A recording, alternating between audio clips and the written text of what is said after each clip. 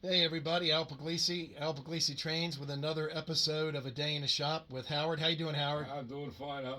And we're coming to you today with the episode in Howard Zane's shop. We've spent probably the last 3, maybe 4 weeks because flu hit and that slowed us down for about 2 weeks. But it took about 2, 3 weeks of working on the shop, Howard, Oh, at least of we, cleaning. we had no choice. We had to do it. Yes, yes. So a lot of folks want to see a closer look at the shop, of Howard's shop, and I'm the luckiest guy in the world. I feel blessed. There is more stuff in this shop than a lot of the finest hobby shops. So it's a plethora of pleasure for me to just be in here and find stuff at our tip of our fingers to be able to build stuff. So let me turn it over to Howard and get Howard to tell you about it. Well, Howard, tell us why you decided to clean up the shop. Well, number one, it was a friggin' mess. How's that? I couldn't find anything. It got to the point where we just could not do any more work. Right. We had to. It was terrible. It was hours spent. If you added up everything that we were looking for and things that we didn't know we had, and we would order stuff, it Forget just about it. And lost it. it just got crazy. So you decided, okay, Well, we're why going don't to you do. show the folks the walls and how much different it looks? Yes. So let me slowly pan around. Let's first start with. You've seen it in the background, folks. This is a paint wall, and this is loaded with float will, scale coat. Oh God, everything. and the project du jour. Yes. So we had to go through here and go through a million spray paint cans, make sure which ones were okay, which ones were too old. Put all the grays together, Tamiya grays, the greens together. Went through about 300 bottles of float wheel paint and scale coat, polyester paint. Which ones are no good, which ones are good. We wound up throwing away probably 30, 35 bottles of paint. Easily. But this was a momentous task for the paints. Now, if you think there's a lot of paint over here, there is. And if you come over, there's a paint booth here. It's been here. It's crude, but it works. And then over here is another area where we keep the really common paint that we use a lot, that like the oxide red and the camouflage colors and the anvil grays. These are colors that we use every single day, versus on the other side are colors that are a little more particular or rare. And we used to have a bunch of old paint stored up here, but we don't anymore. So we're look at this and show you what we did. We'll give you a little tour. Again, we didn't do a before because the before was so terrible, but this is a back wall, and nothing was labeled. Very few things were labeled, and we went through and labeled everything. HO drums, wooden barrels, crates, oil tanks, coal chutes, Tichy coal chutes. All the scenery stuff was mixed in everywhere, so all that's in one place. And then Howard ordered these little carts and made these ingenious little scenery carts. He got these. How much were these carts, Howard? About 30 bucks? About 25. 25 bucks from Amazon. And he makes these little scenery carts and puts all the scenery stuff on. We have 3 of them. So Yeah, we got 3 of them. We got a green one. We got one with browns. We got one with coal and soots. And so we've got these that are portable. And just went through everything. We got, my God, with hundreds and hundreds of bar mills and other manufacturers' billboards and signs. They're all in one place now. And again, we went through and separated crates, barrels, drums, benches, ladders. God. Get the yellow parts bins. Yes, we're do that. And then up here we've got all these Walthers water tanks and roof detail kits up here that are ready to go. We had to go through all those. And I'm just going to swing down, not to bore you.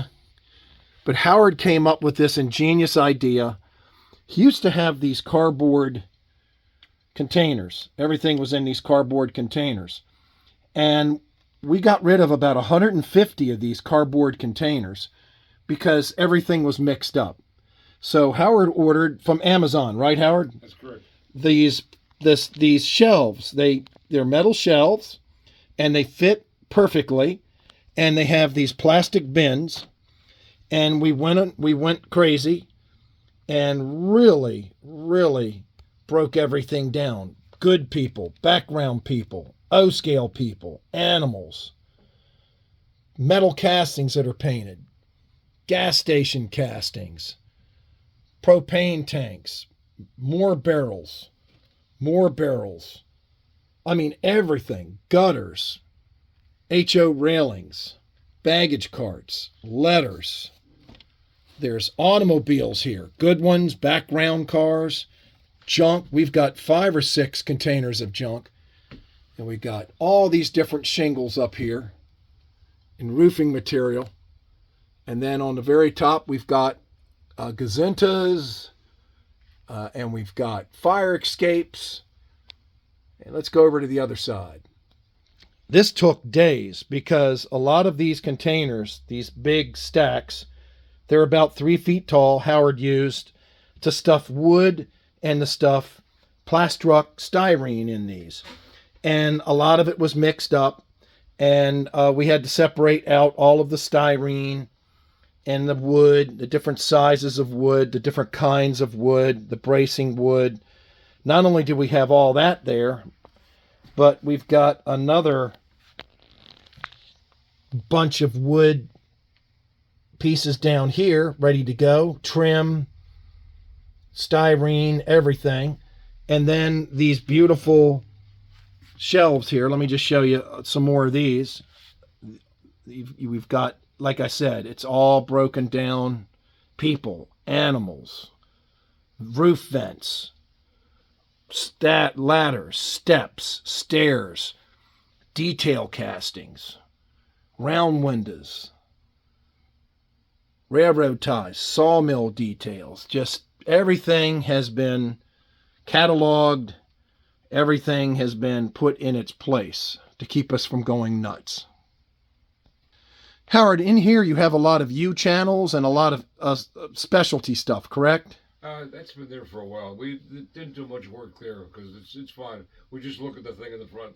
We can tell what it is. Right. So the fancy labeling is not really necessary.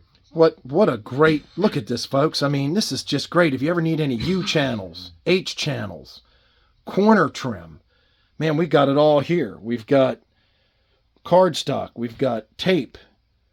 I mean, we've got an area now where we can put some of the structures. And incidentally, these are for sale, folks. So if you're interested in any of these, one of a kinds, you know what to do. You can contact me at alpug1@verizon.net. This is the Beacons HO. This is a Victorian. So we have a little bit of space to put some structures in here now. Again, all of these structures are for sale. And if you see anything you like, you can contact us. And then I'm going to just... Well, this is the hardest part was the castings. Right. It took a lot of time. Tell us what you did. Well, before we had drawers and drawers, and I stick my hand out. Hey, this looks good, but then again, it wasn't good. So I had to stick my hand back in the drawer and find something that was correct. So finally, I got to the point where I got really pissed off. I said, we're going to do this differently. So I ordered these cases, simple things from Amazon. I think they're like $25 or $23 a piece. Mm-hmm. And this one has, 1, 2, 3, 4, 5, 6. We have 10 shelves. Yes. Now, what we had to do is figure out where we're going to put these castings. So what I decided to do is to take every casting we had and put it on a page. Okay. And made a catalog. This is page, book 1, 2, and 3, or whatever. Now, for example, see this detail here? Mm-hmm. We use this for this project we're working on now. So I got to find this. I just look at this, look in here, and let's see, I have an idea. It's probably right in here. And lo and behold, son of a bitch, there it is. Yep. So that says box what, 20? Yep. So we pull out box 20. And all those go back in box 20, which is buried down in here, Box folks. 20 is right here. Here's box 20.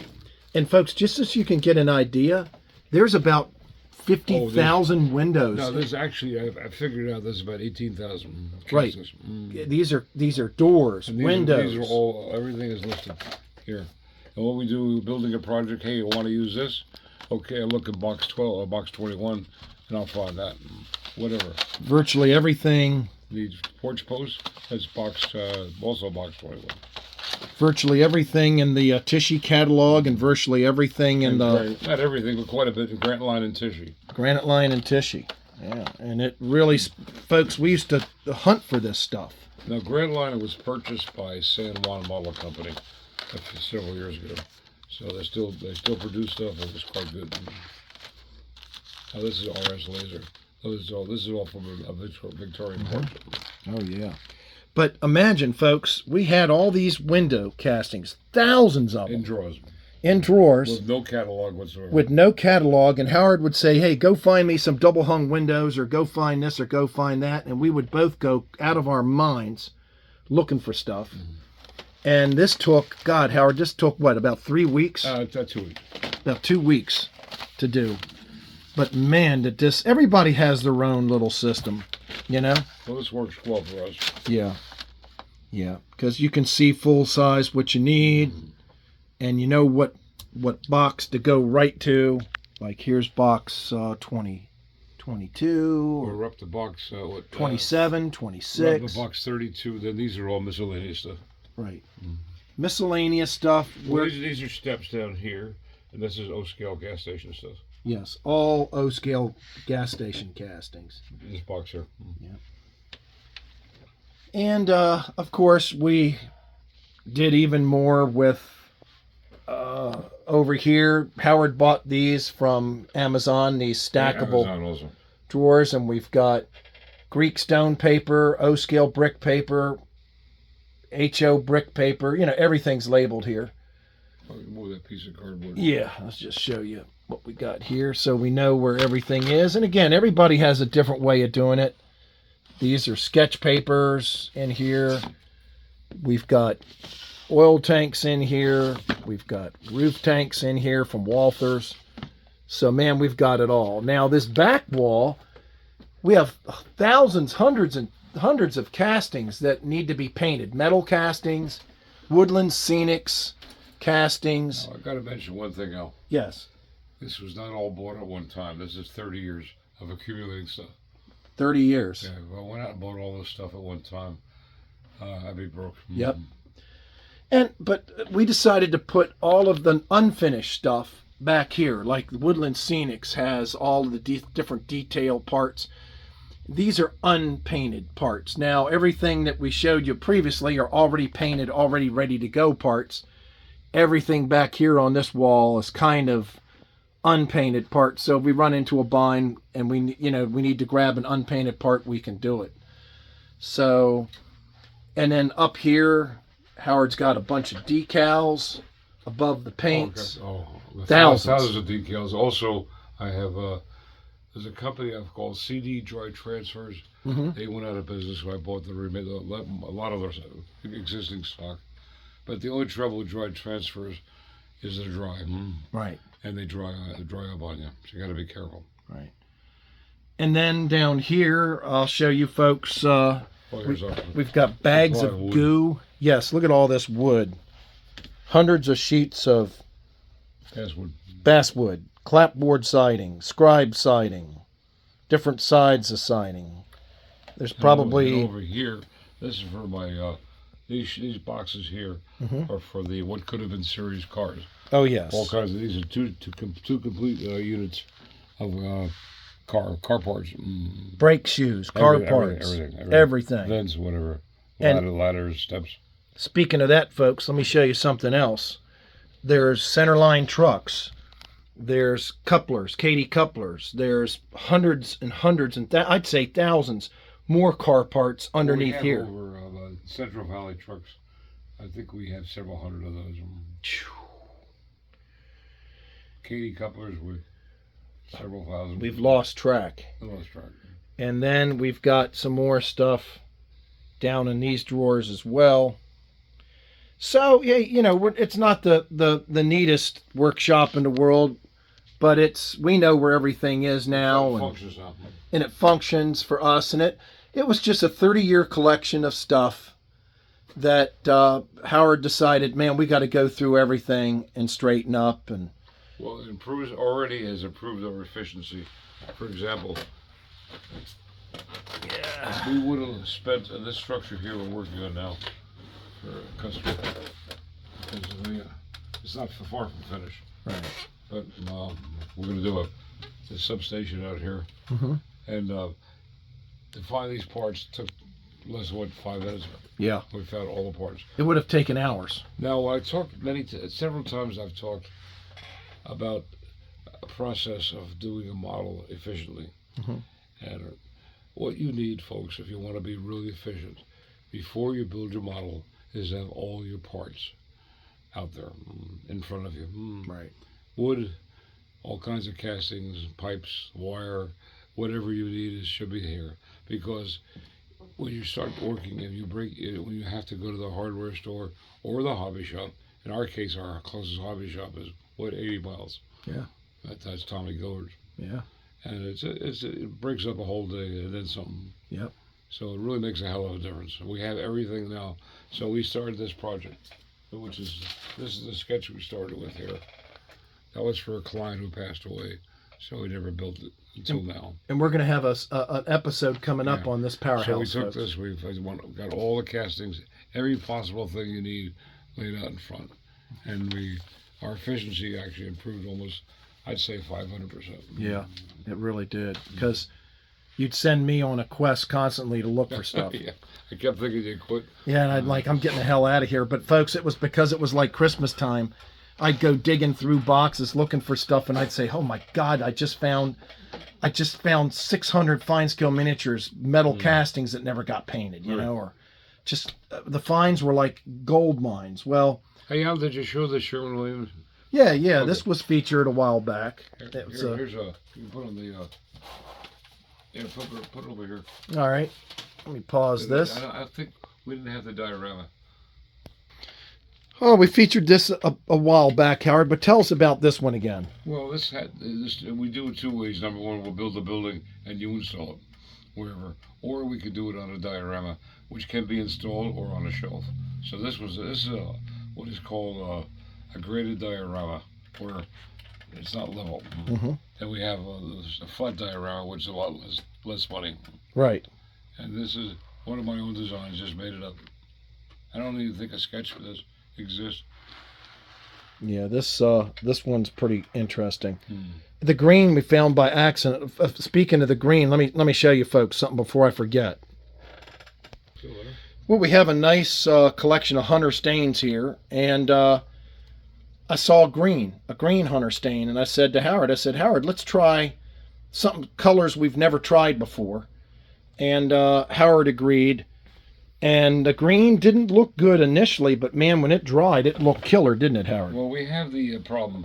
It's not a problem, actually, it's an asset. Is sometimes you really want to weather something and make it look faded.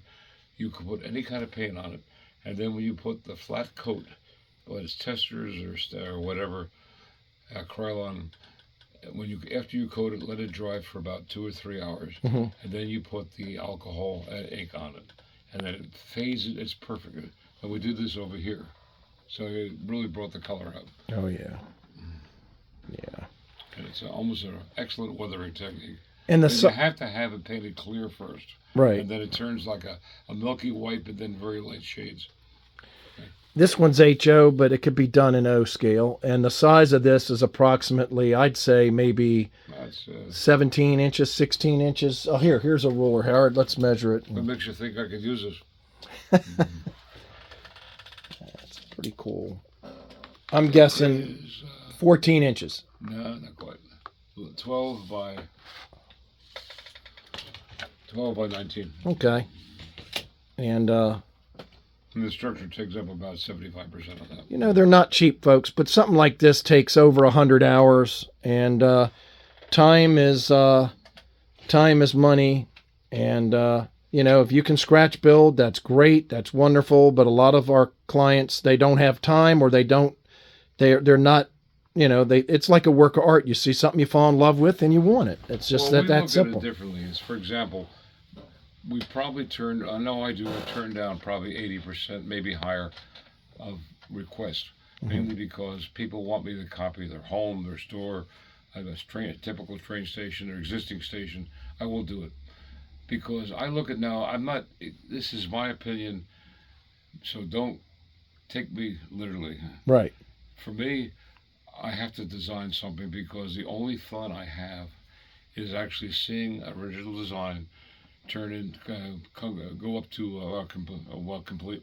Complete. Fruition, I think is the correct word. Yep. Yep. And remember, I'm 87 years old, so dementia is kind of setting in. No, no. I mean, the point you're making is the joy you get is The creating real fun it. is creating it.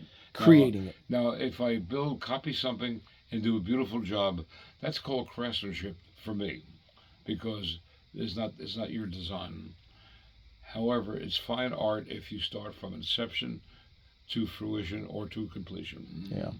There's a big difference. So I will not copy anything. So if anybody wants a model of their home or of the store or of a typical station, I'm not the person. This is why I'm training Al, and he's doing a great job. Al eventually is going to leave me in the dust. And don't argue, you dumb son of a bitch, because that's really true. You're doing a great job. Well, But Al's a little different, and he'll copy. yes, I'm getting ready to do the Laurel B&O train station.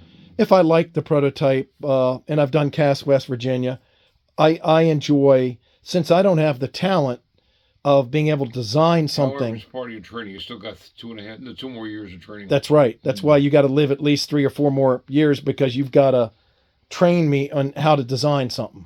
Well, I passed a heart attack, a serious coronary. I passed stage 4 cancer.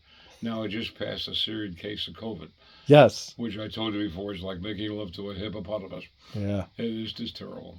Yeah. It was Sandy awful. wanted to take me to the hospital, but the hospital didn't want me. Yeah, it was a bad virus, folks. I caught it, and even though man, it was nasty. I mean, it felt like I had pneumonia. Well, the point is, I've had some really bad bouts of crap in the last few years, but I'm surviving, so I might go on. Yes. I'll be around. I promise you. Plus, you broke your back, and now you're walking around. Oh yeah, the back I had residual problems. Oh God. I'm sentenced to I call it an alta cockmobile. If you're Jewish, alta cock means old fart. So it's an old fart mobile. Wow. Well, Howard, thanks for the interview. And, like I said, there's other shops out there that are pretty incredible. But, folks always want to give a little tour, and we never did a tour of the shop. So I just think it's a cool thing, and I appreciate you showing us, Howard. You're quite welcome, and thank you very much.